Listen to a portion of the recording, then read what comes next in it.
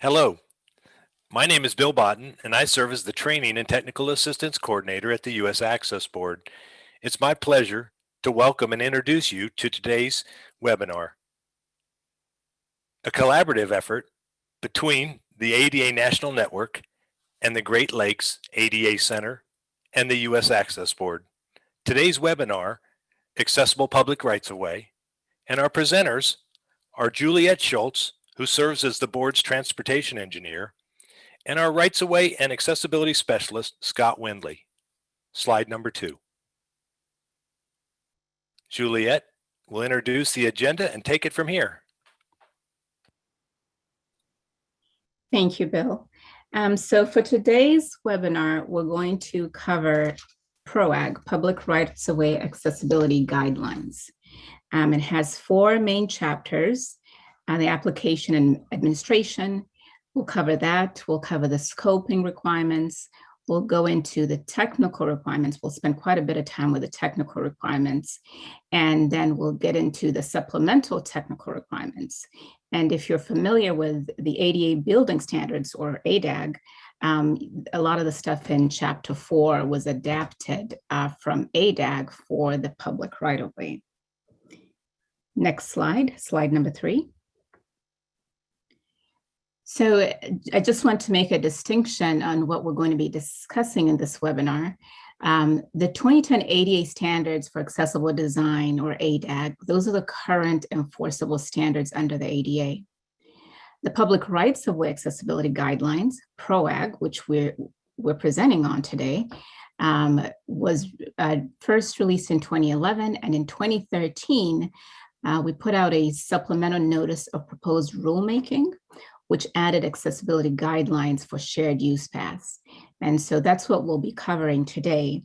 Now, the Access Board is aware of the public's interest in finalizing agency rulemakings that were previously made inactive, including our rulemaking on accessibility for public rights-of-way.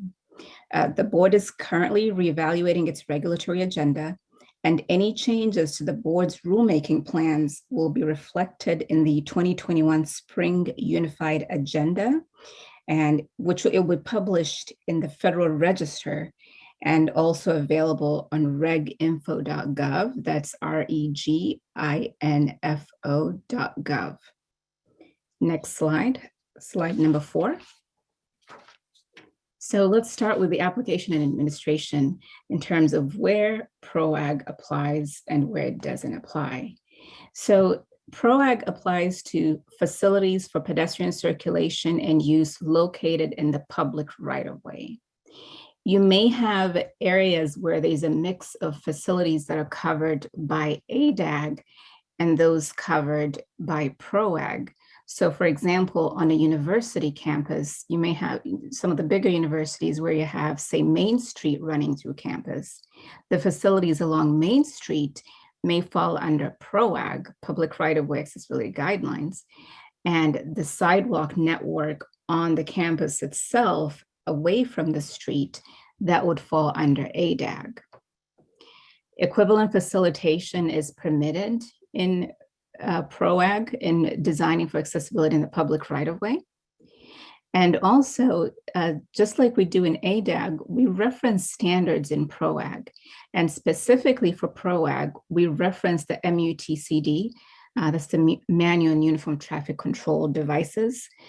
So in the rule text, you'll see several references to MUTCD. Next slide, slide number 5. So let's look at the scope of PROAG. It covers both ADA and ABA facilities. ADA facilities, this would be your Title II, Title III facilities. Your ABA facilities would be those that are owned or leased on behalf of the federal government. PROAG covers both new construction and alterations to existing facilities.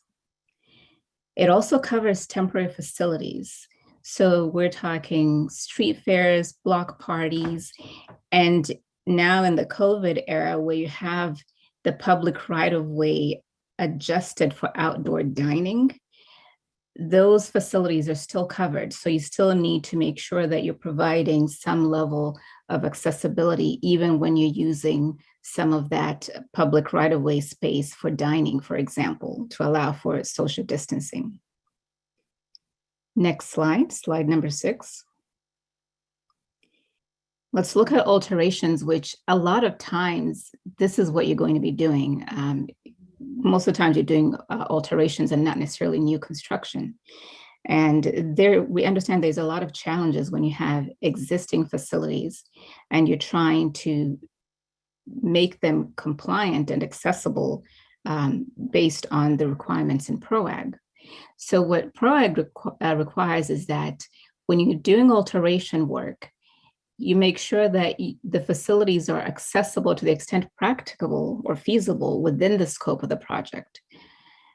And while Proag does not require that you document decisions, so for example, in this image, there's some shoulder sidewalk work being done.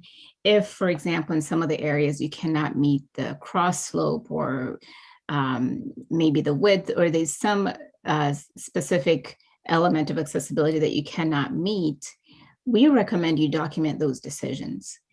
This helps translate in your ADA transition plan and how you document that for the future, 20 years down the line when they're coming back to look at this project to understand why it wasn't made fully compliant.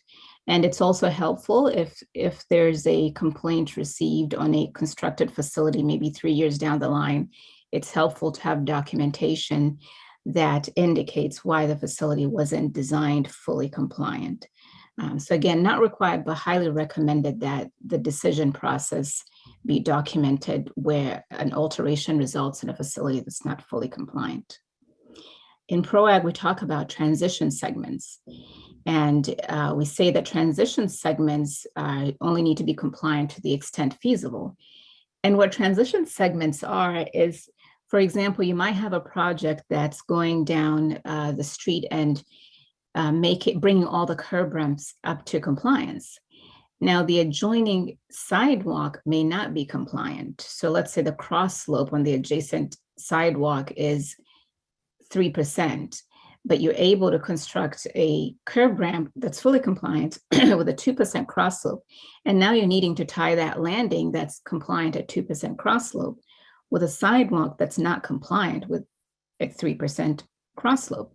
So what you need to do is, what we say is, don't make an abrupt change from 2% to 3%. You might need maybe an extra sidewalk panel to make that transition. You want that transition to be gradual.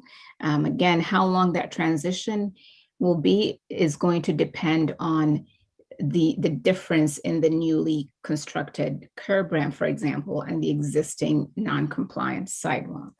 So, and it's understandable that that transition segment is not going to be fully compliant because it's tying compliant facility to a non-compliant facility.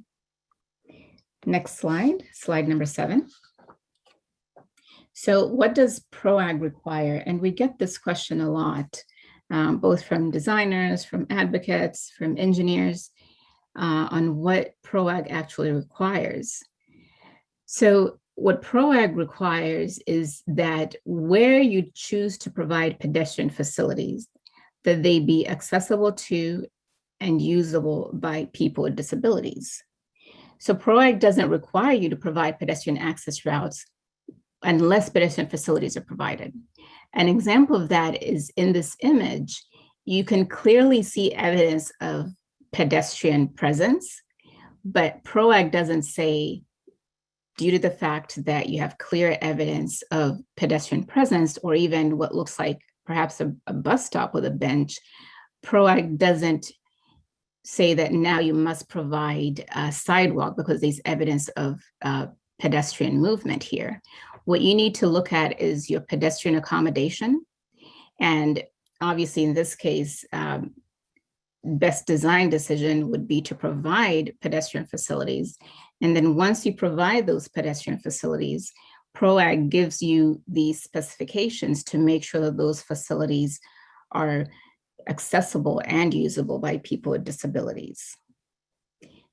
Next slide, slide number 8. So now we're going to dive into the different specifications that make a pedestrian facility accessible. First thing we'll talk about is the width. Proag requires that you have a minimum 48 inches pedestrian access route in the public right-of-way. Now, if you work extensively with ADAG, you'll want to note that that difference in the minimum width requirements. With Proag, it's 4 feet minimum or 48 inches. In this image, we show a sidewalk in an urban area that's wider than 4 feet. And all Proag calls for is at least, at the bare minimum, 4 feet wide continuous of that pedestrian of that sidewalk be accessible. Next slide, slide number 9. So we talk about the minimum clear width. The thing to keep in mind is that width must be maintained around obstructions.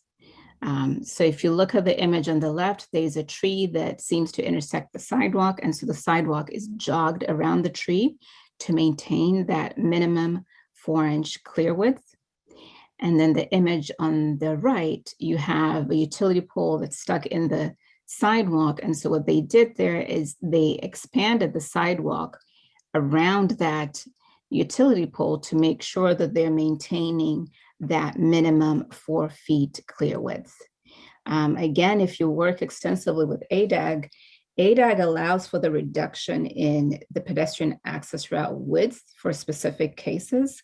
Proag does not allow the reduction in the pedestrian access route below 48 inches. So you want to make sure you're maintaining that.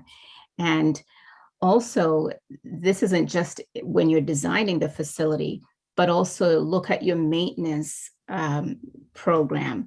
If you have vegetation alongside the sidewalk, you want to make sure that vegetation isn't creeping onto the pedestrian access route and reducing the width of the pedestrian access route.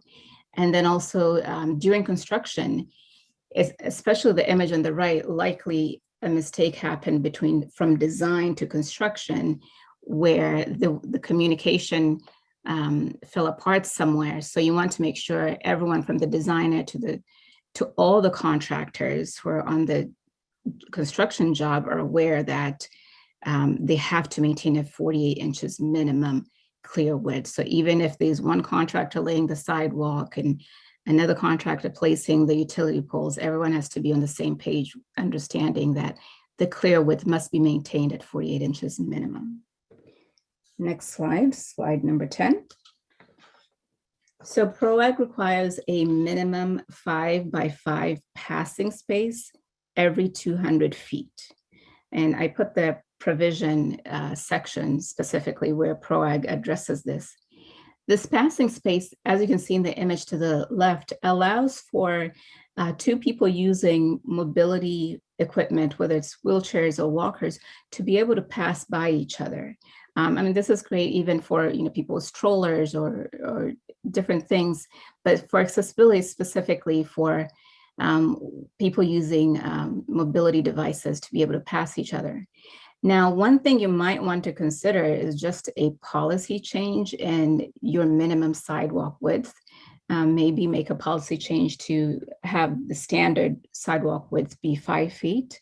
That way you don't have to consider a passing space every 200 feet. Next slide, slide number 11. Now here's a distinction. So I mentioned Proag requires a minimum 4 feet pedestrian access route. If you're designing a shared use path, and again, this is, as you can see in the image, the shared use path it's multi-use, designed primarily for use by bicyclists and pedestrians, has a transportation and recreation purpose. If it's a shared use path you're designing, the entire width must be accessible. So not just 4 feet, the full width of that pedestrian access route needs to be accessible. So it needs to meet all the specs for the surface, protruding objects, grades, cross slope. The entire width of that shared use path has to be accessible. Proag doesn't tell you how wide that shared use path needs to be. That's determined at the local level, whatever you want your shared use path width to be. What Proag says is whatever that width is, it all needs to be accessible. Next slide, slide number 12. And this is just basically summarizing what I just covered in terms of the width. Proag requires a 4-foot minimum width, except where you have a shared use path. And the shared use path, the entire width of the shared use path has to be accessible. Next slide, slide number 13.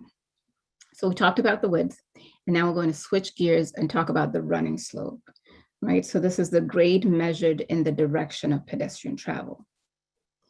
So if your pedestrian access route is within the street right-of-way, the grade of that pedestrian access route can equal the grade of that adjacent street. So in this image, you see a street that has a relatively steep grade, maybe 7%. The sidewalk within that right-of-way can also be 7%. Next slide, slide number 14. If your pedestrian access route is not within the street or highway right-of-way, the maximum grade for that pedestrian access route is 5%. Here we show an image of a shared use path that is outside of the highway right-of-way. And the grade is limited to 5%. In this situation, what they chose to do is instead of having a straight shared use path, they chose to zigzag it to make up for that, the difference in grade so that it can maintain the 5%. They do have railing. We don't require railing. And this is just a good image showing how you can overcome some of those challenges when you're trying to meet that 5% maximum grade. Now, with that being said, Proag does have a provision that recognizes existing physical constraints. And so you can also look at that and also designing to the maximum extent feasible, because in some cases you may not, especially in alterations, or where you're adding a facility in an already developed area, you might be challenged to meet all the requirements of Proag. So make sure you're documenting those decisions you're making where you cannot make that facility compliant. But bottom line, if you have a pedestrian access route that is not within the street or highway grade, the maximum running slope is 5%. Next slide, slide number 15. So within the pedestrian street crossing, again, in the direction of pedestrian travel, the maximum running slope is 5% as well. Next slide, slide number 16. So let's talk about pedestrian street crossings, because this is an area that we get questions on every now and then, where designers are trying to understand where a pedestrian street crossing exists that has to meet Proag requirements. So keep in mind, Proag does not specify when you have to stripe a street crossing. MUTCD gives you guidance on that. That being said, whether a pedestrian street crossing is striped or not, if it's a pedestrian street crossing, it has to meet the pedestrian access route requirements. You have to provide a pedestrian access route, whether you've marked it or not. Where this really becomes important is when Title II entities put contracts with developers and they tell them, for example, if you're going to develop, put your development on this corner or in this area, we need you to provide sidewalk. And that's kind of the end of conversation. So then the developer puts the sidewalk as instructed, and maybe the sidewalk creates or goes to the back of curb, and now you've created a crosswalk, maybe unintentionally. And so those are issues that need to be looked at to make sure everywhere where you're placing a pedestrian street crossing, in other words, you have that sidewalk and you're taking it all the way to the back of curb, you want to make sure it's intentional and you do indeed intend to provide a pedestrian street crossing there. And if it is intended for pedestrian street crossings, it needs to be made accessible. If it's not intended for pedestrian street crossing, it shouldn't be designed such that those without disabilities can use it, because the sidewalk is taken all the way to the curb and one just has to step off the curb to cross the street. So you want to be real intentional about where your sidewalk is placed perpendicular to the roadway and whether you're intending to have pedestrian street crossings there or not. Next slide, slide number 17. So we've talked about the width of the pedestrian access route, the running grade of the pedestrian access route, and whether pedestrian access route needs to be marked, which Proag does not require that. So now we're going to switch gears and talk about the cross slope. And this is the slope perpendicular to the direction of pedestrian travel. Ideally, 0% would be best for wheelchair users, especially manual wheelchair users. But of course, we all understand that we need some slope for drainage. And one of the reasons I put this image here with the contractor laying the sidewalk is it's really important on the design side to make sure you're not designing the sidewalk to 2%. You want to try and design it maybe to 1.5%.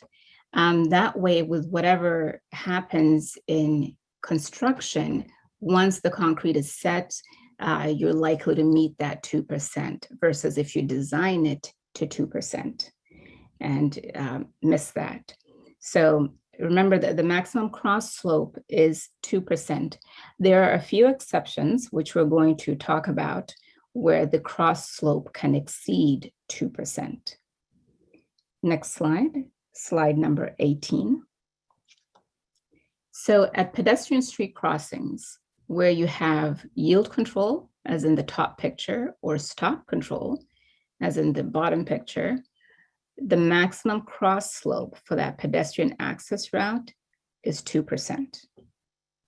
So now we'll get into the exceptions. Next slide, slide number 19.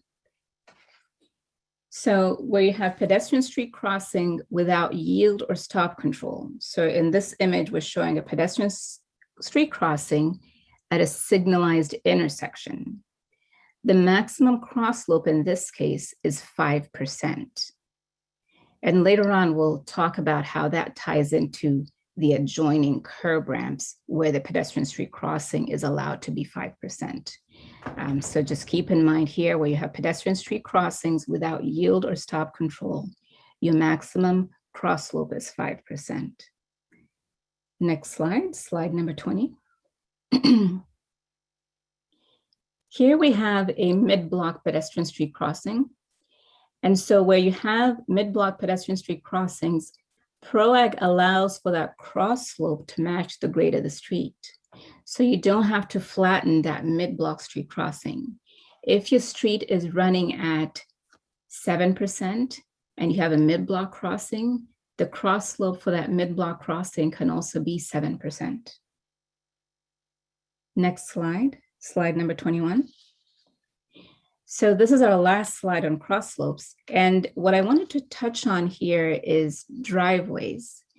When you're designing your sidewalk network, you want to make sure that you're maintaining an accessible pedestrian route, even across driveways.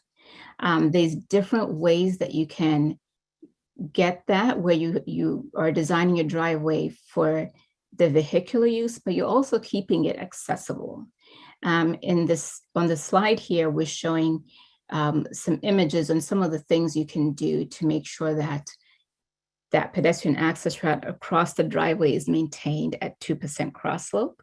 So you can start ramping up to your driveway at the back of curb. And then when you get to the sidewalk, you want to jog the sidewalk over so that you can maintain it at 2% and then continue on the driveway. Now, understandably, this is not always feasible when you have existing facilities, but definitely in new construction, it's expected that this should be achievable. The cross-slope is really key, especially for people using manual wheelchairs. So if you can see in the image there to your right, When someone using a manually wheelchair has to traverse across a pedestrian route where the cross slope is greater than 2%, they have to struggle really to maintain balance on their wheelchair as they're traversing that cross slope that's exceeding 2%. So even in areas where you're permitted to have your cross slope at 2%, if you can still get it to 2% cross slope, that's always best. Next slide, slide number 22. Now we're going to switch gears and talk about surfaces and horizontal openings in pedestrian access routes. So first, your pedestrian access route needs to be firm, it needs to be stable, it needs to be slip resistant. And when you're considering your surface, you need to also think about what if that surface will maintain that firm, stable slip resistance under different weather conditions. So whether you have rain, are you going to have ponding on the pedestrian access route? So you need to really think about the maintenance of that surface that you choose for the pedestrian access route, making sure it stays firm, stable, and slip resistant. In some cases, we see bricks and paving stones used on the pedestrian access route, and they meet the requirements, the Proag requirements, when they're initially placed, and they're compacted, and there's a good maintenance program in place to make sure that they stay accessible. But ideally, you use those bricks and pavers along the perimeter of that pedestrian access route. That way you maintain a 4-foot pedestrian route that doesn't have any bricks and paving stones within it. Because while this is not necessarily an issue that's addressed in Proag, the vibration that people who use wheelchairs encounter when they're traversing brick or paving stones in a pedestrian access route it's definitely an issue. So where you can, save that brick and paving to be used as decorative elements, maybe along the edge of that sidewalk, but not used over the entire sidewalk and pedestrian access route. And remember, they can be a maintenance nightmare. So you want to make sure you have a robust maintenance program if you are indeed going to use bricks and paving stones in your pedestrian access route. The other thing you need to look at is Proag addresses openings in the pedestrian access route. So the opening should not permit the passage of a sphere more than ½ inch in diameter. So here you really want to look at your utility lids, making sure that they meet these specifications. If you have an alteration project where it's clearly not in the scope to reroute your drainage and thus move the utility lid out of the pedestrian access route, what you'll want to look at is to shop around for a different lid that will permit and meet the drainage requirements that you need, but maintain the route accessible. So you can see in that image, a wheelchair user is stuck in that opening. So that's something that you really want to look at, even when it's not within the scope of your project, to move the utility lid completely out of the pedestrian access route. You want to get a lid that meets the accessibility requirements. And where you do have those elongated openings in gratings, you want to make sure that they're placed so that the long dimension is perpendicular to the dominant direction of travel. And clearly in this image, it's not. And that's why you're seeing the wheelchair getting stuck in that opening there. Next slide, slide number 23. So we're going to talk about changes in level here. Same thing with, again, the horizontal openings that we just mentioned. Changes in level can be an issue for people with disabilities using the pedestrian access route. When it comes to changes in level, you're allowed up to a ½ inch maximum. However, keep in mind, if that change in level is greater than a ¼ inch, it has to be beveled, okay? Next slide, slide number 24.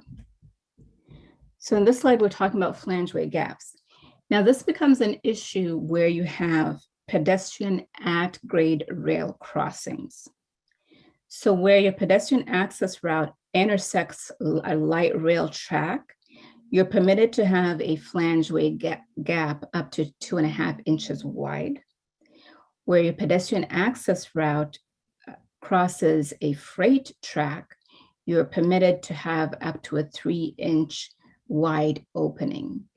Now, the size of these openings are also set based on what's required for freight to operate and light rail as well. So that's why you see the difference in the size for that flange weight gap. There are products on the market out there that are intended to limit this, to reduce that flange weight gap opening where they expand and contract. So they contract enough for when the rail vehicle is traversing, and they expand when not in use.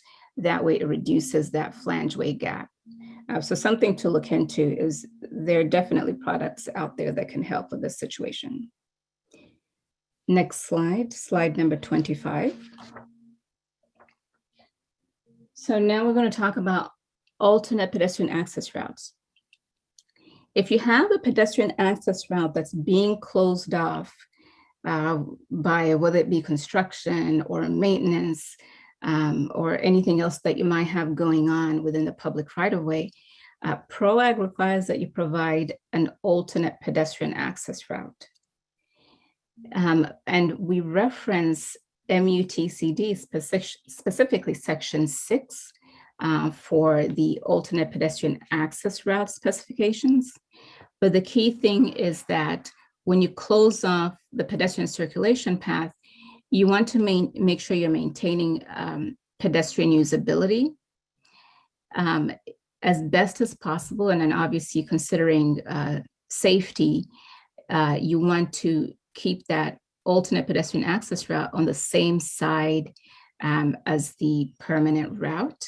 If you have to reroute pedestrians across the street, then you might be looking at obviously accessible pedestrian signals to make sure that pedestrians know where they can go for the detour. That alternate pedestrian access route has to be cane detectable. So a lot of times the mistakes that we see is when pedestrian access route is either completely or partially shut down for utility work that's maybe a couple of hours or a day. And sometimes there's just maybe some yellow cones or orange cones or something that's not detectable. That is not the way to make an alternate pedestrian access route accessible. You want to make sure it's cane detectable.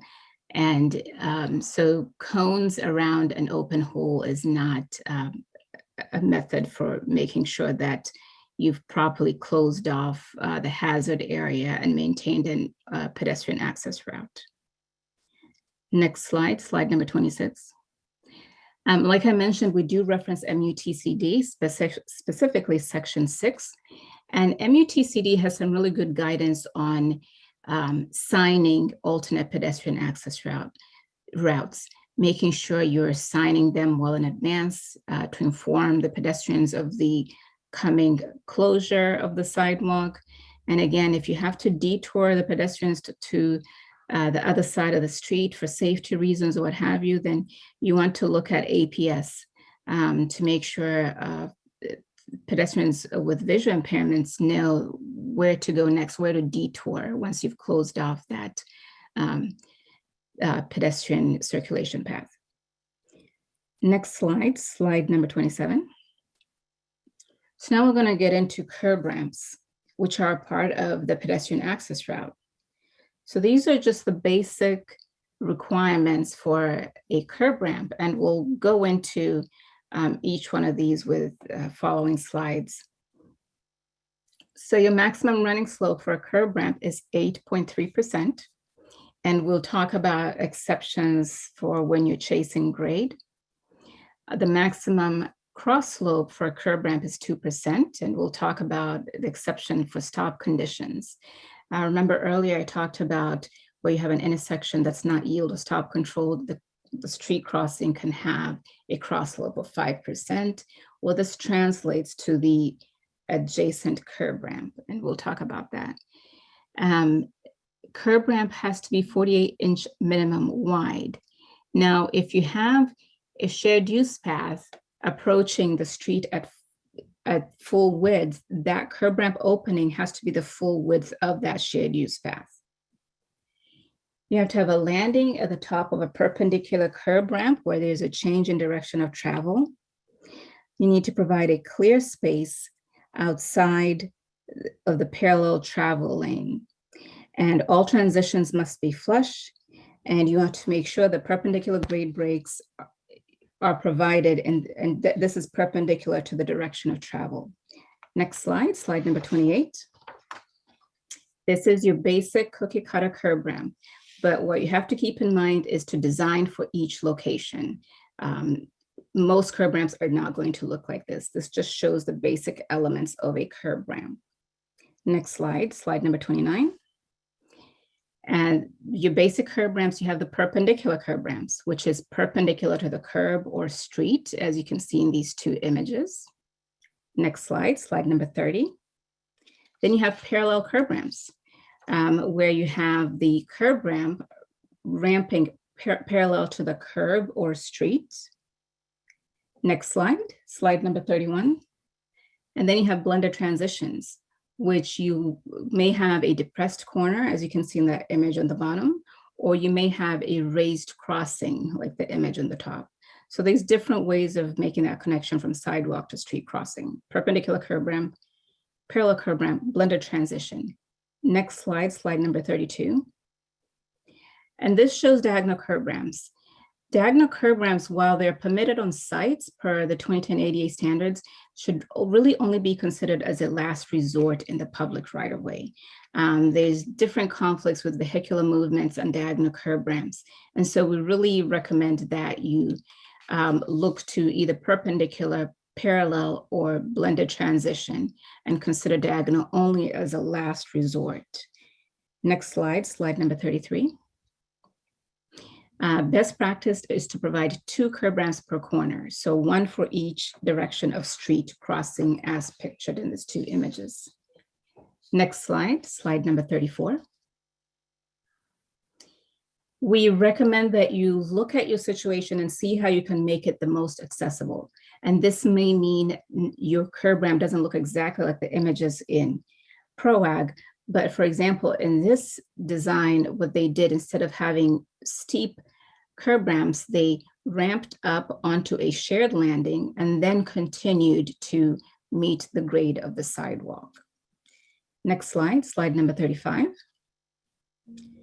This is an issue that comes up often in terms of the length of your curb ramp and how steep it is. Remember, the maximum slope is 8.3%.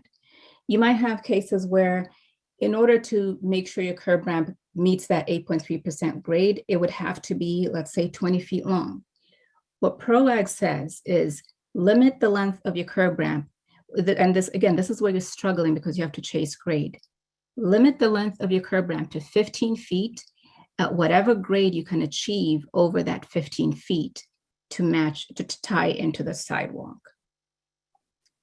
Next slide, slide number 36. We touched on this earlier, the 2% maximum cross slope when you have stop or yield controlled crossing, that applies to the curb ramps that are tying into that street crossing. If you have a street crossing that doesn't have yield or stop control, so like a signalized intersection where we're permitting you to have 5% cross slope in the street crossing, the curb ramps that tie into that will inevitably be 5%. Now, if you have a project that includes both resurfacing and replacing that curb ramp, if you can, do some warping in the pedestrian street crossing. That way, by the time you get to that curb ramp, you're closer to 2% cross slope. Next slide, slide number 37. We touched on the curb ramp width, and this is just to reemphasize that The opening of your curb ramp also has to be 48 inches minimum. If you have a shared use path, that opening needs to be as wide as the shared use path. Now, you can reduce the width of the shared use path, let's say 20 feet back before you come to the intersection. Maybe you choose to reduce it down to 5 feet. At that point, you're approaching the intersection at 5 feet wide, and your curb ramp opening would have to be 5 feet wide. So now I'm going to turn it over to Scott to continue this presentation. Thank you, Juliet. So why do we need flares? Flares, if your curb ramp has been designed properly, your flares are not necessary to be considered a part of your accessible route, because if you've designed it properly, you're not going to have to wheel over them. And so what you want to do is you want to design your curb ramps, and we require this both in the building guidelines and in public right-of-way guidelines. We require a landing at the top. The landing for public rights-of-way is 4x4 to go along with the pedestrian accessible route. And that should be at the top of a perpendicular curb ramp, because as you can see, this person is trying to wheel over the flare, and that is a complex slope to have to wheel over, and it can be hard for a lot of manual chair users. Now, that clear space can be shared in the trying to see if I can get rid of something here. Okay, so the landing can be shared by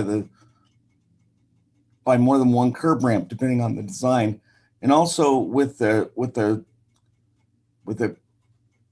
parallel curb ramp, like you see on the right, it's not going to be at the top of the curb ramp. It's going to be at the bottom of the curb ramp, because that's where you're changing direction, and so that landing is at the bottom of those two curb ramps that are running parallel, and then you turn to go towards your crossing.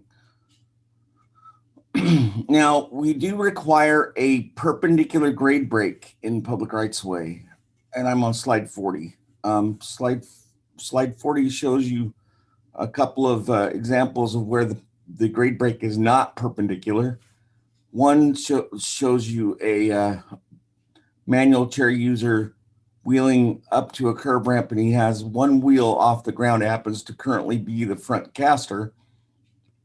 That's all well and good, but if the weight changes or his position changes to where one of his back wheels is off the ground, he is going to go whatever direction gravity takes him, because once you lose control of a back wheel on a manual chair, you're at the mercy of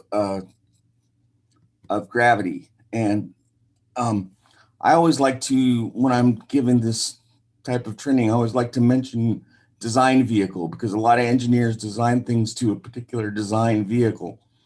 And in regards to design vehicle, when you're thinking about a design vehicle for the right-of-way for pedestrians, think of your design vehicle as a manual chair, and a manual chair doesn't flex like a car does when there's a differential between two different surfaces. And so you want to provide a perpendicular grade break so that you can accomplish the slope change in a way that you hit it at a right angle, so that you are not having to lose control of your vehicle. So it's good for both wheels to hit the grade break at the same time. I'm now on slide 41, especially for manual wheelchairs. Now, notice in this slide, it shows a person looking a little nervous as he goes on the left, looking a little nervous as he goes over a curb ramp without a perpendicular grade break. And then also on the right, we show how you have to wiggle on the curb ramp, so to speak, to be able to hit it in a way that makes your chair not become unstable, which means you have to turn hit it at an angle and then turn on the ramp, which as any wheelchair user will tell you, manual wheelchair user will tell you, turning on a slope like that is more complicated than turning on a flat surface. So you want to try to we do require perpendicular grade brakes again. So now, and also with the grade brake, you have the transition from the ramp to the roadway, and the roadway will probably have a slope to it because of the crown of the road. And those two slopes can't exceed 13%. So if you put 8.3% together and 5% together, it comes to basically 13.3%. You don't want to exceed that, and if you do, we would encourage you to provide a transitional segment that would probably be in the gutter that would be sloped for drainage, of course, but would not be sloped at 5%. It'd be sloped maybe at a 2% or 1 to 48. And that would be a 2-foot minimum in length along the crossing, so that you can transition from one slope to the other without tipping over backwards or getting your anti-tip wheel in the back of your chair, like is what is shown here on slide 43, showing that the anti-tip wheel on a power chair is getting stuck because of the transition from one slope to another, and the fact that there also is a lip here on this particular drawing that shouldn't be there as well, which causes even more problems, because we require a smooth transition from a flush transition from one condition to the next in curb ramps.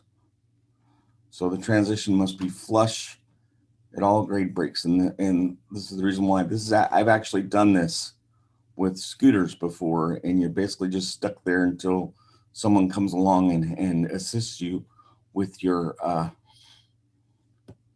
with you being stuck. So now, detectable warnings are something that is required in the public right-of-way guidelines.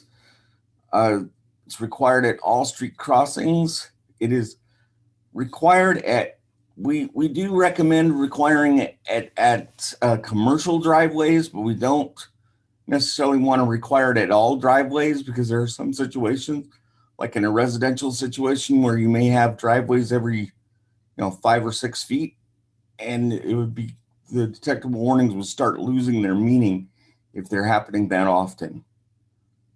Even in downtown DC, when I go from G Street to F Street, I pass 3 underground garages that if those driveways that go to underground garages had detectable warnings on them,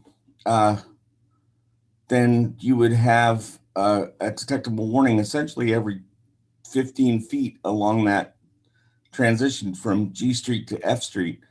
And for a person who may not be used to that, they could get confused on where exactly they're at, or if they've gotten to the next intersection or not. So with driveways, we don't specifically state what you need to do. You need to use your knowledge of the particular driveway and determine if it's busy enough to need to have stop control or any kind of traffic control.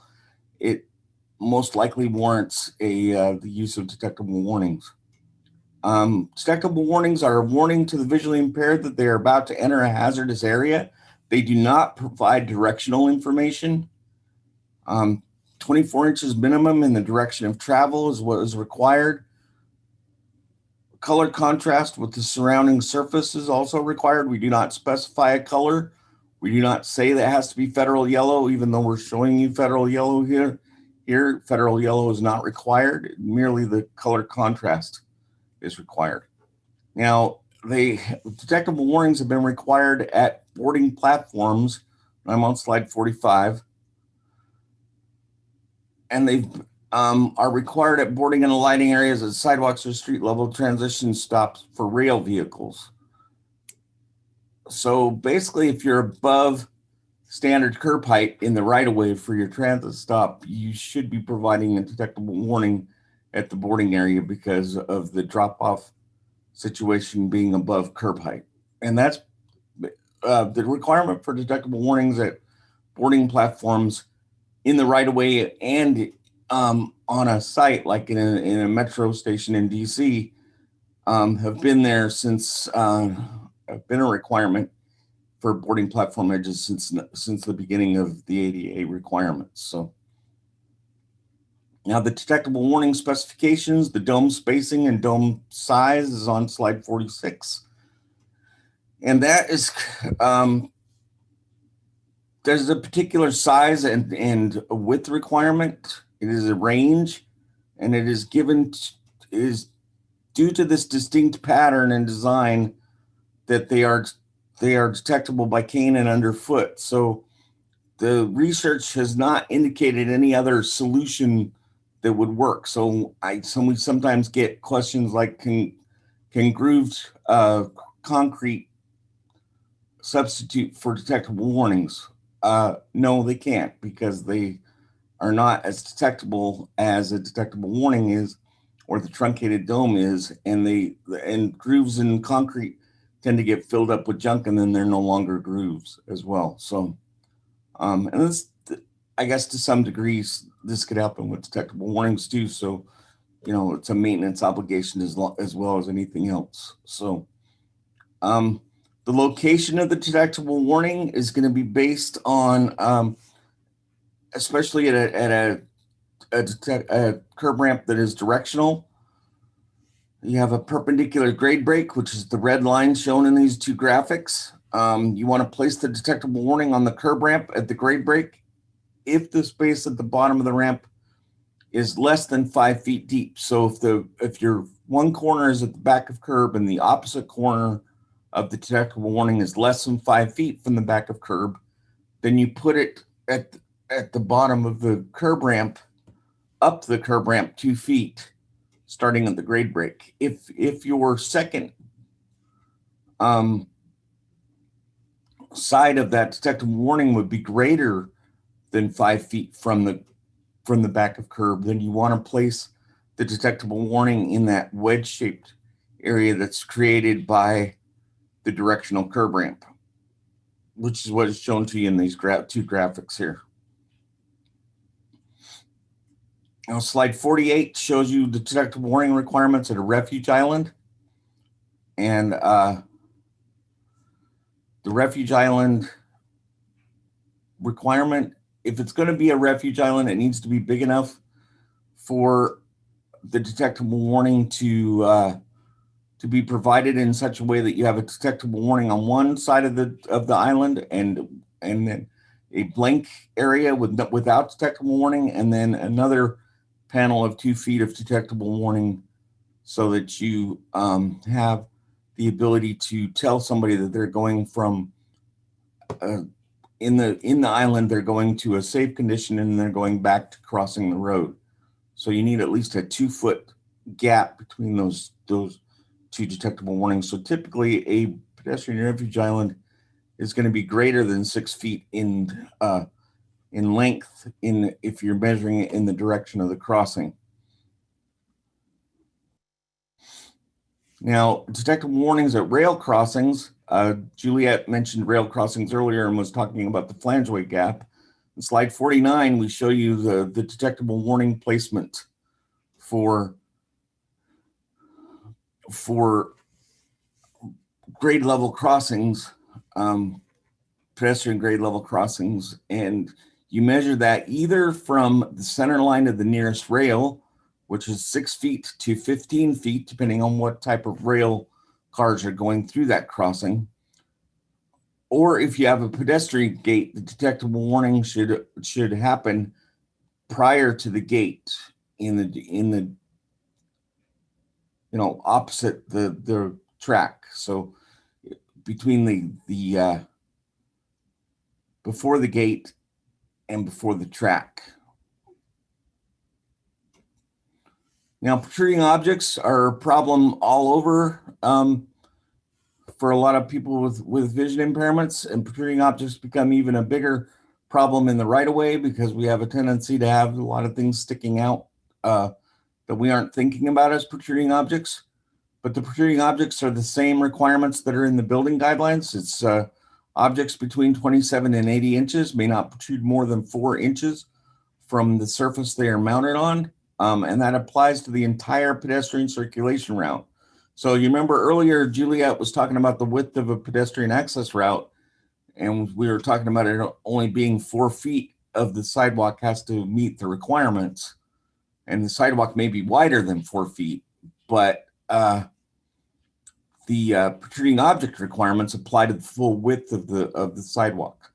And then again, as we mentioned earlier, it would apply to the full width of a shared use path as well. So think about that as the entire pedestrian circulation route has to meet the protruding object requirements. And one thing that gets forgotten about with protruding objects is vegetation. If you have a tree that has a low canopy and it's hanging over the sidewalk, it can become a protruding object for a blind pedestrian. So you want to think about those things and choose vegetation that provides a higher canopy so that you don't have to have that maintenance obligation. Otherwise, you do have a maintenance obligation to maintain that 80-inch clearance. Now, this slide 51 shows you post-mounted objects. This is one deviation from the building guidelines, is that we in the public right-of-way guidelines have applied the 4-inch maximum 4-inch maximum projection allowance to things that are mounted even on a post-mounted object. In the building guidelines, it's 12 inches that it can stick out from a post-mounted object, but in the public right-of-way, it's only 4 inches from a post-mounted object. So what that means is if you have a bigger sign, like what is shown to you in Figure B in the middle of this slide, if you're going to have a bigger sign that's going to stick out more than 4 inches from the post, you're going to have to put a base on it that is cane detectable, typically probably about 2 inches high, and it's going to be the sign isn't going to extend or project more than 4 inches out from the base. So we're not saying you can't have large signs on a post. We just want you to put it on a base so that you don't have people running into your sign, especially if it's below 80 inches, so that people are not running into your sign. And then if you have a large sign with 2 poles on each side, you want to make sure that you either keep it above 80 inches, or if not, then you need to have it some sort of a cane detection at a lower level of 27 inches so that someone doesn't walk under the sign and smack their head on the sign. So ramps in the right of way. Now, we're not talking about curb ramps here. We're talking about ramps. This is the ramp that maybe takes you from the sidewalk level to your building entrance. And that in a ramp, I'm on slide 52. In the ramp, your slope is the same as what's required for a curb ramp. It's 8.3% maximum, and it's the same cross slope. Clear width is 36 inches. Your rise for each run is 30 inches maximum, which is the same as building code requirements. And your handrail is on both sides, and you have edge protection, and you have a level landing at the top and the bottom of the ramp. Now, again, I'm not talking about curb ramps. I'm talking about ramps. And regardless of the length of your curb ramp could be 15 feet long, like Juliet was talking about, and it's not going to have handrails on it. Okay. Juliet and I probably field this question on a daily basis. Curb ramps are never required to have handrails. The handrail requirement is specific to ramps, not curb ramps. So the requirements in ramps are not that different from the building guidelines in the right of way. And this just shows you the edge protection options. You've got an extended platform or an extended surface from the rails, or you've got a 4-inch barrier or curb that is protecting the drop off of the ramp. Again, this is for ramps, not curb ramps. Now, as I mentioned, handrails are never required on a curb ramp. They're required on ramps and stairs. you have your knuckle clearance requirements. You have your diameter of 1¼ to 2 inches, and that applies to the outer diameter. Your circular and non-circular cross sections are the same as what's in the building guidelines. And I'm on slide 54. And now I'm going to slide 55. Pedestrian street crossings. Accessible pedestrian signals are required at pedestrian street crossings. If you are providing the visual walk, don't walk signal, you need to provide an accessible pedestrian signal. So we're not in the business of telling you you have to provide a visual, have to provide a pedestrian signal, but if you do provide a pedestrian signal at an intersection, it has to have an accessible component to it. And we also, in the public right-of-way draft, are talking about an adequate crossing time of 3.5 feet per second or less. Multi-lane roundabouts need some type of pedestrian demand signalization, and I'll talk more about all these things as we go along here. So walking speed, 3.5 feet per second from the top of the curb ramp to the opposite curb. This is slide 56. We referenced the MUTCD requirements for walking speed, but we do require the 3.5 feet per second, where in the MUTCD it's a should condition. The public right-of-way proposed guidelines make it a shall condition. There's walking speed issues for a lot of users that are being left behind by the faster walking speeds that are faster than 3.5 feet per second. So now curb extensions can reduce a crossing distance. This is slide 57. They are not required by the ADA standards. They are they provide an opportunity to reduce your crossing distance and also can improve the orientation of your curb ramps. But again, they serve a purpose, but they're not required by the standards, but they do help with making your facility more pedestrian friendly. Refuge islands can be useful for decreasing the crossing distance. If you have a pedestrian refuge island partway through the crossing, then the pedestrian can refuge and wait for the next signal if they're going slowly. If you do that and you have an APS or an actuated signal, then you need to provide that actuation signal in the actual median, like what is shown to you in this image on the left.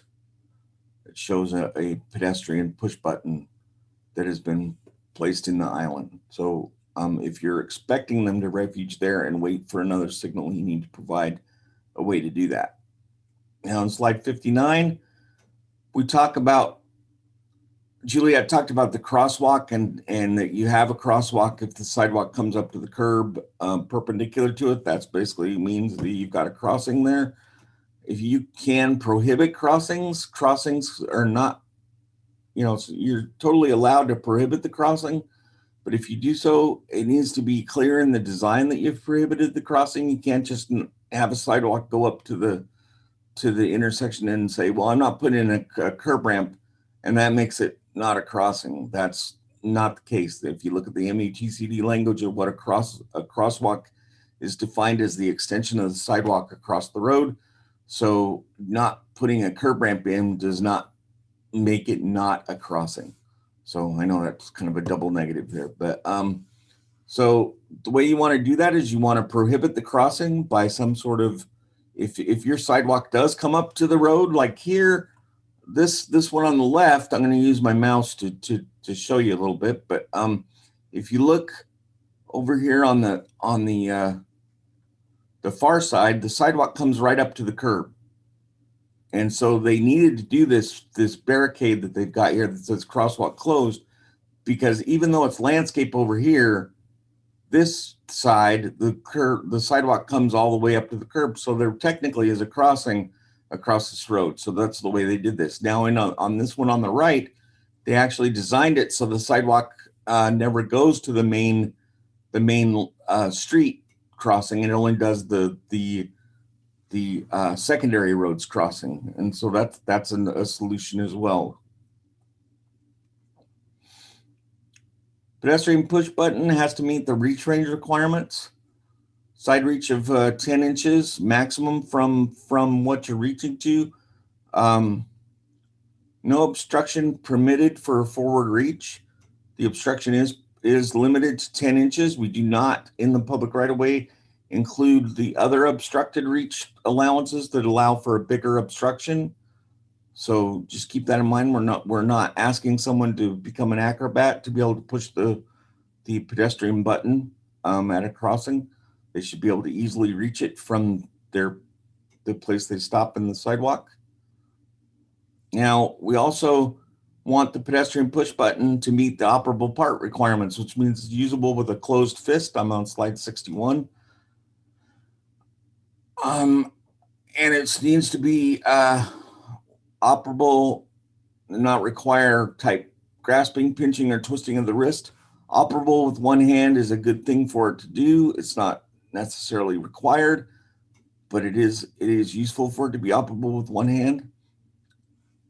It's not required to be with a closed fist. I'm sorry, it is operable. It has to be operable with one hand, but usable with the closed fist is a good option, because especially with these older push buttons like what is shown to you on the right, those older push buttons where you're sticking your finger in a dark hole and you hope the only thing in there is a push button, you don't want to have that situation. So usually the newer devices have a larger push button like what is shown to you on the left. Now the MUTCD talks about location of these push buttons in relation to the curb and to the ramp. It's 5 feet from the furthest crosswalk line, 6 feet from the curb. The face of the push button must be parallel to the crosswalk. I'm on slide 63. There has to be a 10-foot separation minimum between the two devices, and if there isn't, then you use a speech walk message instead of the rapid tick. Now, this is just a kind of a fun little thing that we usually do, and it's usually animated. Unfortunately, this one is not. But this is clearly a problem because they've put the pedestrian signal and push button back behind the bike rack. So a person has to go find the push button and then try to get to the crossing before the crossing ends, and they don't make it and they have to turn around and go back. So that's what all those arrows are doing in this slide. So slide 65 shows you a couple of situations where the push button is nowhere near accessible. The one on the right shows you newspaper boxes all the way around a pole. And on the pole, it says you must push button to call the walk. But you can't even see the push button because it's been buried by these newspaper boxes. And then another example on the left shows you a push button that's been placed very poorly. It's basically in the landscaping, nowhere near the sidewalk. And I'm not sure how anybody's supposed to find that push button, but it is an actuated signal. So to get the walk signal, you have to actuate it. Slide 66 shows you the push button location drawings from the MUTCD requirements.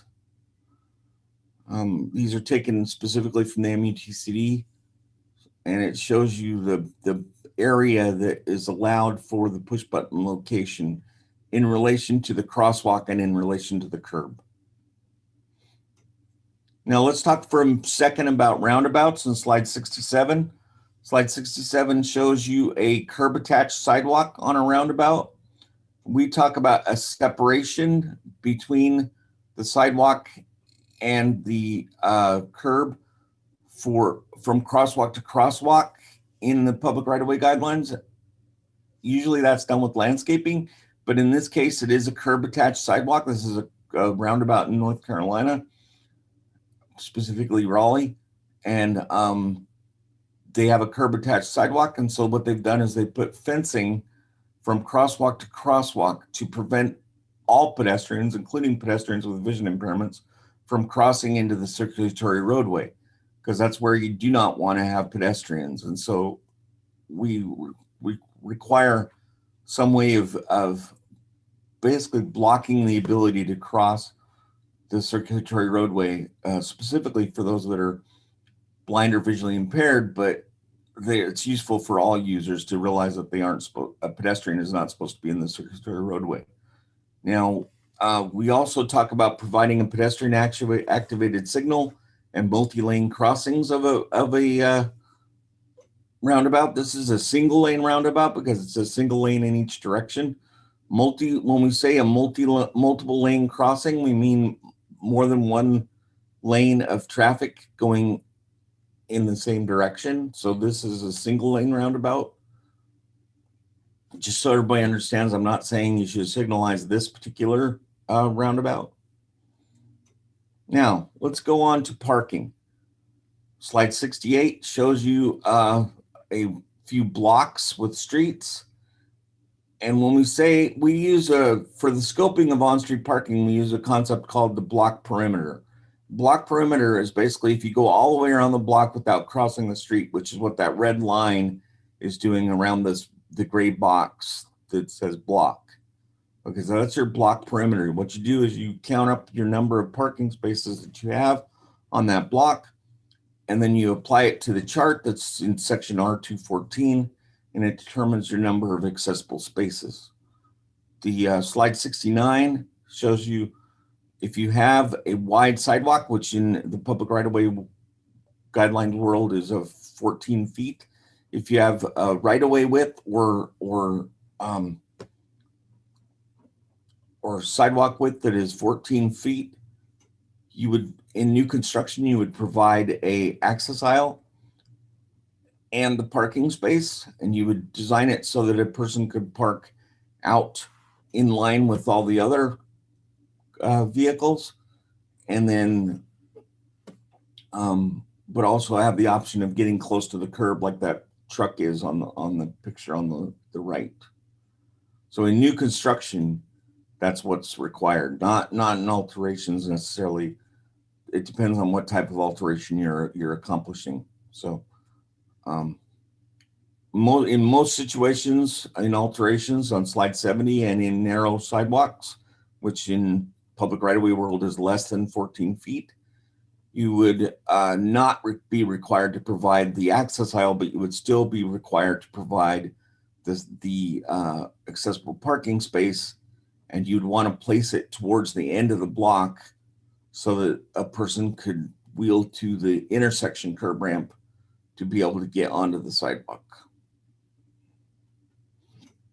Slide 71 shows you the requirements on an angled or perpendicular on-street parking. We require van accessible access aisles in those conditions, whereas in a parallel parking, we only require the 5-foot wide access aisle. On angled or perpendicular on-street parking, we require an 8-foot wide access aisle to make it more van accessible. And then, of course, in all situations with parking, we do require some sort of connection to the pedestrian access route. Slide 72, we talk about the parking meter and the pay station. Information must be visible from a point 3 1/3 feet maximum above the center of the clear space. So if you put a 30 by 48 inch clear space next to the meter and you go up 3.3 feet, whatever you can see from that point is going to be accessible. And then the controls of the meter are going to need to meet the operable parts requirements. Now, with a passenger loading zone, this is an area where you've actually designated a passenger loading zone. This isn't just where somebody happens to pull over and drop somebody off. This is where you've actually designed your space to be a passenger loading zone. We have the requirements for an accessible passenger loading zone, 1 in every 100 linear feet, very similar to the same scoping requirements that are in the building guidelines. Slide 74 talks to you about the bus boarding and lighting area. At a bus stop in the public right-of-way, we require the same bus boarding and lighting area that's required in the building guidelines. It needs to be 96 inches long, going away from the bus, and 60 inches wide. going parallel with the bus or parallel with the street. The slopes for that boarding and aligning area perpendicular to the road is 2% maximum cross slope. And then parallel to the road is allowed to match the grade of the road. So again, the boarding and aligning area is 96 inches depth and 60 inches wide. So 96 by 60. Space for wheelchair entirely within the shelter. If you provide a shelter, again, the ADA, both in the building guidelines and in the public right of way, do not require a shelter. But if you provide a shelter, it is required to be accessible. And you're required to have a connection to the pedestrian access route. Now, there are a lot of, I'm on slide 76. There's a lot of changing landscape with a lot of like rental scooters, rental bikes. We don't regulate those, but we would encourage jurisdictions to designate the areas where they should be placed so that they don't become an obstacle for everyone in the right of way, not just people with disabilities, but everybody in general, but especially for people with disabilities having to work around these devices when they just get dropped in the middle of the sidewalk. So it's just something to be aware of, is that, don't just let these companies run amok, essentially. And then we're gonna take questions for the time we have left. Thank you, Scott. Thank you, Juliet, for a great presentation. As Scott said, we're going to answer some of your questions that we've received during this live webinar at this time. All right. Thank you, Bill. So I want to reiterate what we talked about at the beginning of this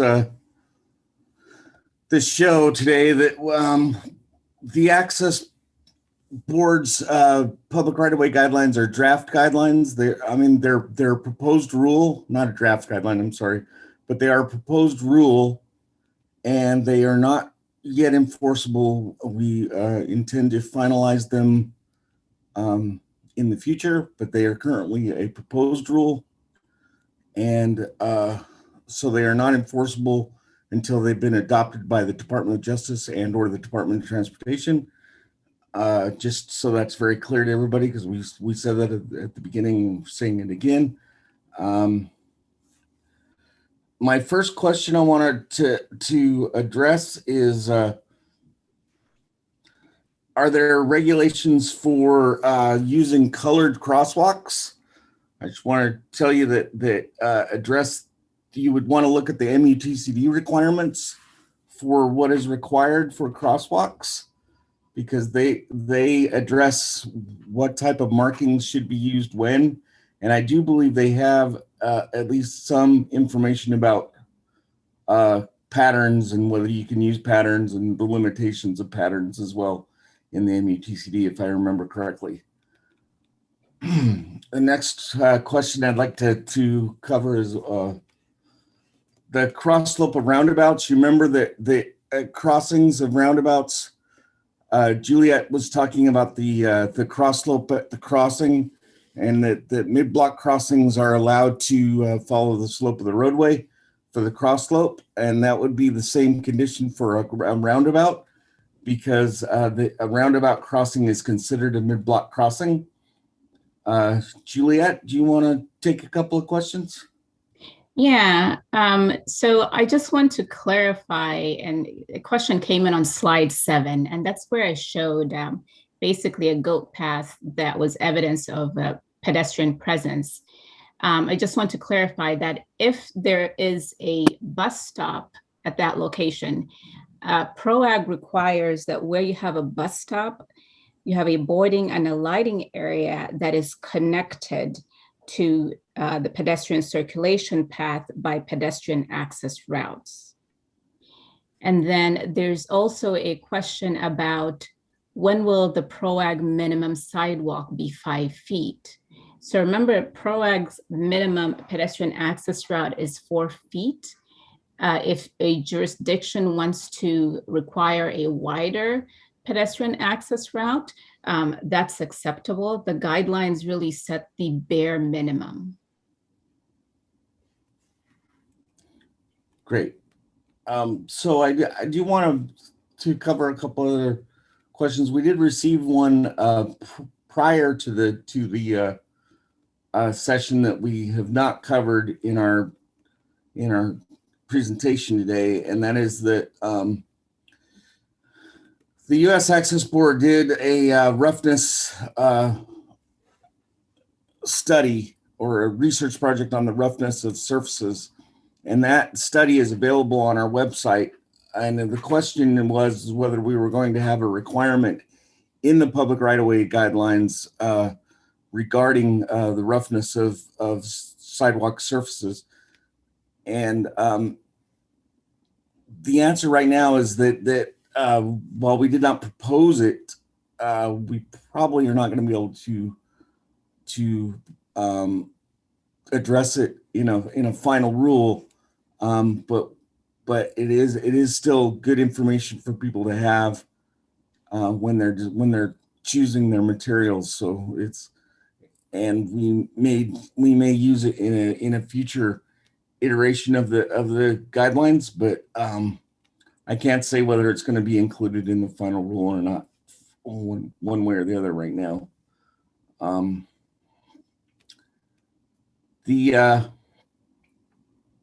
The other one I wanted to mention is do you omit the domes in a pedestrian median if it is less than 6 feet wide? And that's going to depend on the type of median we're working with. If you and also the type of intersection you're dealing with.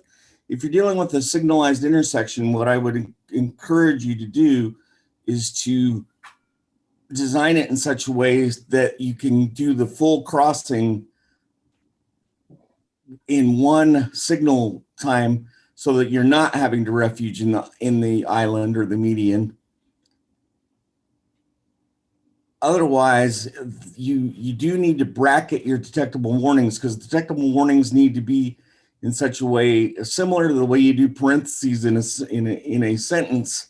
You always close your parentheses, so you need to close your detectable warnings, and then you need to reopen them. So that's why you need to have a 2-foot gap between the two detectable warnings in the median, is so that you can close your parentheses and then reopen them, so to speak, if you can think about your detectable warnings in that way, so that a person knows that in between these two detectable warnings is the area where they're not in the vehicular route, rather than if you only put one detectable warning in a median, a blind pedestrian could think that they're done with the crossing and actually be in the travel lane of the next part of the crossing, which would be problematic.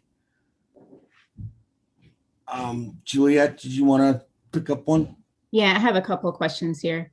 And the question is, we have a very busy 4-lane arterial roadway with several streets coming into it at a non-signalized T intersection. Are we required to install directional curb ramps crossing the arterial road? It depends. So Proag wouldn't say that at all T intersections, or this one in particular, that you have to have pedestrian crossing. What you need to look at is, are you planning from a pedestrian accommodation? You've looked at all the safety factors. Are you intending on providing pedestrian facilities across that arterial road? Once you've determined that you are providing pedestrian facilities across that arterial road, you need to make sure they're accessible to and usable by people with disabilities.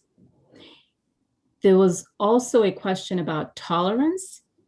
Are construction tolerances being considered as part of the guidance? All dimensions in Proag are subject to conventional industry tolerances, except where the dimensions are stated as a range. So that range basically gives you your tolerance. And let's see, here's another one. If a shared use path width is 8 feet at the curb ramp, does the detectable warning surface have to be 8 feet wide? The answer is yes. Remember, detectable warning surfaces must be 2 feet minimum in the direction of travel, and they must extend the full width of the curb ramp opening. That's excluding any flared sides. Okay, thanks, Juliet. I've got another question here and it's regarding snow and ice removal in the right of way on the sidewalk. It is not addressed by our standards, but it is part of the regulations for the ADA that you need to maintain the accessibility of the facility. And I think it's easy to say that ice and snow removal is part of maintaining accessibility. I've been in snowstorms here in DC, and believe it or not, where the jurisdiction had not cleared the sidewalk, and I couldn't get to the bus stop for pretty close to 3 weeks, and it was a bad winter, and that's really not acceptable for things. Snow and ice removal needs to be part of your maintenance obligations. Hey, Scott, this is Bill. We're getting real close and we have time for just this one last question, but I really wanted to address some of the issues that were being raised. And I think there was confusion between what is a pedestrian trail and what is a shared use path. And so I just wanted to let people know that in the back of the outdoor developed areas final rule guide, there is a great appendix that talks about the differences between those two. And I just wanted to highlight a couple of other things that these slides are available for use. They are provided where you registered and will be where they are archived. Juliet or Scott, did you have any other final words you want to say before we have to end and move on? No, anything that we haven't addressed, please feel free to email us. Our contact information will be presented here shortly. Yeah, because we got a lot more questions than we were able to answer. So. Right. And the direct line to Scott and Juliet is ROW@access-board.gov. We really want to thank everybody. That was our last opportunity to take any more questions.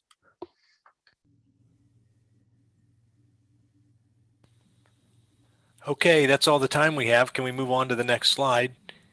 I want to remind everybody that the Access Board can be reached on our 800 number at 800-872-2253, also by TTY at 800-993-2822. You can send your email questions that we didn't get to today to the ROW@access-board.gov specific email location for our rights of way. Again, that was ROW@access-board.gov, or you can always send your questions to our technical assistance line at TA@access-board.gov. And we always welcome you to find additional resources and guidance at our website, also listed. Moving on to the next slide, slide number 79, and I'll turn it over to Robin. Great. And go to that next slide, please. Great, thank you. This session is registered for AIA credit, and the Great Lakes ADA Center will be verifying attendance and then reporting attendance to AIA at the conclusion of this session once we've been able to process the attendance. Go ahead. And just a reminder that our next session in May, on May 6th, is going to cover play areas, and registration is currently available for this session at accessibilityonline.org. If you have questions, you can always call our office at 877-232-1990, and we're happy to assist you any way we can. So again, this is the conclusion of today's session. I want to thank our presenters for their time today, and hopefully you found the information successful. The recording will be up within 24 hours at the conclusion of today's session at the website accessibilityonline.org under the archive section.